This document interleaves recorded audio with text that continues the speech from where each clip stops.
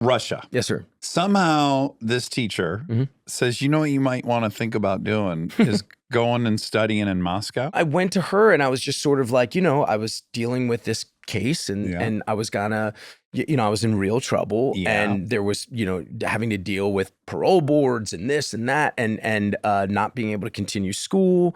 And I went to her, she said, if I were you, I would audition for the Moscow Art Theater. Americans haven't done this before. And I think what she knew, one, was she knew she needed to get me out of my environment. And I think two, there was a level of training over there and an environment over there that was so like beyond humbling, like so, Moscow was wild in the late 90s, it was wild, it was completely run by the mob. It completely, shootouts in the Duma. I had guns pulled on me multiple times within my first few days there. My God. It was a really lawless place. And for a guy who's like, I'm a tough DC guy, and like Barrel, like you are not tough. Like you are a little bug.